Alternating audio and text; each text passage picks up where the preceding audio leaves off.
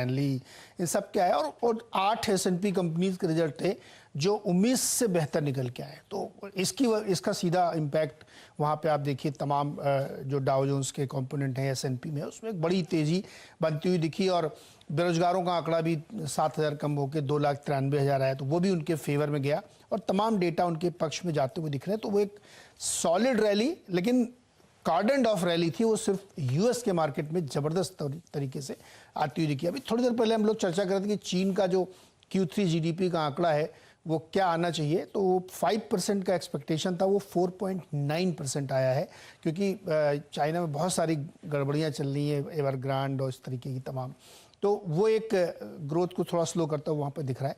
लेकिन otherwise market में एक बुएंसी है, खासतौर पे यूएस अगर आप क्यू लेते हुए दिख रहे हैं, क्योंकि वहाँ पे बहुत इंटरेस्टिंग फैक्ट्स निकल के आ रहे हैं। लोग अब इस बात को मान के चल रहे हैं कि नवंबर से टैपरिंग हो जाएगी तो हो जाने दीजिए, उससे कोई फ़र्क नहीं पड़ता है। क्रूड के इतने महंगे दाम को लोग डिस्काउंट करें, जबकि इस बार बहुत ही सर्दी पड़ने वाली है, तो उसकी वजह से एनर्जी की ज़रूरत ज़्यादा पड़ेगी, तो क्रूड इसीलिए बढ़ता है। 5 लाख बैरल की शॉर्टेज है इस समय सप्लाई में, लेकिन और ओपेक बिल्कुल पक्ष में नहीं है कि वो कुछ भी करने के मूड में है, तो क्रूड एलिवेटेड है। लेकिन इन सब को छोड़ करके ग्रोथ पे फोकस, तो इसलिए मार्केट में ज़बरदस्त तेजी। लेकिन ये आंकड़े भूलने नहीं चाहिए, जिस दिन मार्केट में कुछ दिक्कत आएगी तो फिर आपको $86 का क्रूड, $6 की गैस और 94 पे डॉलर इंडेक्स याद आएगा। और नीरज जी, ये बात मैंने देखी है, जब बाजार अपना बिल पेश करता है तो वो देना पड़ता है एक साथ, जी हाँ, और इकट्ठा देना पड़ता है। तो ये बात बिल्कुल सही है कि हम लोग बहुत शानदार मोमेंटम में लॉन्ग साइड पर बैठे हुए हैं। और नीरज जी, कुछ आंकड़े मैं देख रहा था, डायरेक्टर साहब जरा डाउ जोन्स, नैस्डैक और SPX के जो आंकड़े हैं वो स्क्रीन पर लेके आइए। आप सिर्फ 1% नीचे डाउ के ऑल टाइम हाई से बैठे हुए हैं, साथ ही साथ आपके सामने SPX में सिर्फ 1.6% की कमी है और नैस्डैक 3.3% नीचे है। इतना बढ़िया अर्निंग्स मोमेंटम है यूएस में कि अभी 41% जिन कंपनियों ने S&P 500 में नतीजे डिक्लेयर किए हैं वो उम्मीद से बेहतर हैं। और आपने बैंकिंग सेक्टर की चर्चा करी, HDFC बैंक हमारे यहाँ, उनके यहाँ गोल्डमैन और सारे जो बड़े बैंक हैं, मॉर्गन स्टैनली, सिटी, आप देखिए बैंक ऑफ अमेरिका और JP मॉर्गन, इन सब ने नतीजे अनुमान से बेहतर दिए हैं। तो ये तेज़ी हम लोग देख रहे हैं। और नीरज जी की बात आप गांठ बांध कर रख लीजिए, क्रूड अगर 86-74 के ऊपर गया, अभी हम लोग 86 पर बैठे हैं, तो नीरज जी हम लोग 2014 के लेवल पर पहुंच जाएंगे। बहुत ये ग्लोबल ये जो एनर्जी की प्रॉब्लम आने वाली है, ये जो अगली तिमाही है उसके नतीजों में आती हुई दिखेगी। लेकिन जब तक तब होगा, चलती का नाम गाड़ी, चलती का नाम गाड़ी है। जब तक तेजी का आप लुफ्त उठा रहे हैं तो उठाइए।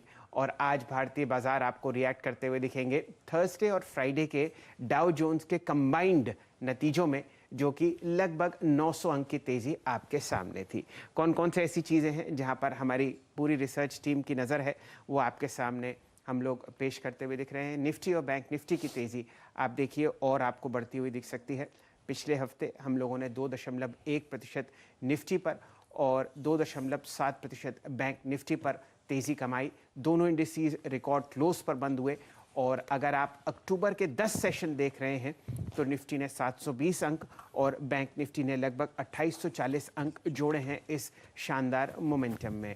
आज बाजार आपको HDFC बैंक के शानदार नतीजों पर रिएक्ट करता हुआ दिखेगा। नीरज जी की टीम में ये काउंटर है और कुछ ही समय में हमारे साथ हर्षदा जी जुड़ेंगी, यतिन जी जुड़ेंगे, ब्रोकरेज रिकमेंडेशंस और किस हिसाब से नतीजे आए उन पर भी चर्चा होती हुई दिखेगी। HCL टेक और डीमार्ट के नतीजे इतने अच्छे नहीं थे जितने कि HDFC बैंक के थे, लेकिन इन दोनों काउंटर्स में भी शानदार आप मोमेंटम देख रहे हैं। डीमार्ट खासकर 26% आपको बढ़ता हुआ दिखा पिछले 5 सेशंस में। HDFC बैंक के बाद अब रुझान आपको तेजी का और तेजी का बल्कि आता हुआ दिखेगा ICICI बैंक में, जहां पर नतीजे 27 अक्टूबर को आपको आते हुए दिख रहे हैं, इस फ्राइडे को। साथ ही साथ आप देखिए एक्सिस और इंडसइंड बैंक और कोटक बैंक से भी अब उम्मीदें और बढ़ती हुई दिखेंगी। जैसे कि हम लोग कुछ समय पहले चर्चा कर रहे थे, यूएस मार्केट से संकेत बहुत ही बढ़िया हैं। हम लोगों ने Goldman, JP Morgan, bank of America, Morgan और सिटी बैंक के जो दूसरी तिमाही के नतीजे हैं वो उम्मीद से बहुत ही ज़्यादा थे, तो ये मोमेंटम भी आपको बैंक निफ्टी में जुड़ता हुआ दिखेगा। पिछले 3 ट्रेडिंग सेशंस में हमारे विदेशी मित्रों का ध्यान और रुझान भारतीय बाजारों पर बहुत अच्छी तरीके से बदला है और उन्होंने 3000 करोड़ रुपए की खरीदारी करी है। तो ये एक और प्लस पॉइंट है जो आपको बाजार में जुड़ता हुआ दिख रहा है। बाकी आज जो नतीजे हम लोग अपनी रिसर्च टीम द्वारा ट्रैक करते हुए दिखेंगे वो स्क्रीन पर है। 2 काउंटर जहां पर आपको बहुत खास ध्यान देना है वो है अल्ट्राटेक सीमेंट और L&T इन्फोटेक। बाकी छोटी और मंझली कंपनीज में रूट मोबाइल और टाटा कॉफी आपको नतीजे बनाती हुई दिखेंगी। F&O क्षेत्र में कौन कौन से काउंटर्स हैं जो आपको बैन में जाते हुए दिख रहे हैं? IRCTC और bank of Baroda, BHEL, India bulls housing finance, idea और सन टीवी आपको बैन में दिख रहे हैं। साथ ही साथ बैन से जो बाहर निकले हैं वो है नैल्को, PNB और स्टील अथॉरिटी। तो ये सारे काउंटर्स आपके सामने स्क्रीन पर चलते हुए दिख रहे हैं।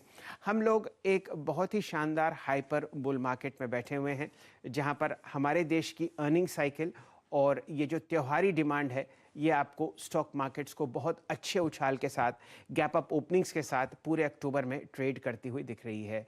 लेकिन एक बात ज़रूर ध्यान दीजिए, यहाँ पर रिस्क जितना बाजार जितनी तेज़ी से बढ़ रहा है वो उतना ही बढ़ता जा रहा है। आपको अपने स्टॉप लॉसेस पर बहुत ही ध्यान रखना है और जो आपकी ट्रेड की पोजीशंस हैं उनको बहुत ही सोच कर समझ कर आगे बढ़ाएं। ये एक ऐसा मार्केट है जहां पर आप बिना सप्लाई के स्टॉक्स को बढ़ते हुए देख रहे हैं क्योंकि सब लोग जानते हैं कि अगले दिन काउंटर आपको और ऊपर दिखेगा। तो ये भी ज़रा एक ट्रेडर्स के लिए थोड़ी समस्या हो जाती है क्योंकि लो वॉल्यूम पर स्टॉक बहुत बढ़ता है। तो इस पर भी आपको ध्यान रखना है, खासकर अपने स्टॉप लॉसेस पर। चलिए, यहाँ तो मेरा ध्यान और रुझान था तेज़ी में। वीरेंद्र जी को जोड़ते हैं, जानने की चेष्टा करते हैं किस हिसाब से आपको अर्निंग्स मोमेंटम बनता हुआ दिखेगा। इस हफ्ते 9 निफ्टी की कंपनीज आपको नतीजे अनाउंस करती हुई दिखेंगी और 20 F&O की कंपनीज आपको अपने दूसरी तिमाही के नतीजे बताएंगी। तो अर्निंग्स हैवी वीक है, यहाँ पर आप बहुत बढ़िया मोमेंटम ट्रैक कर रहे हैं। जोड़ते हैं अब वीरेंद्र जी को। कुमार साहब, आपके सामने थर्सडे को 175 अंक की तेजी के साथ निफ्टी 18,340 पर बंद हुआ। बताइए, कॉल्स और पुट के आंकड़े क्या कहते हैं?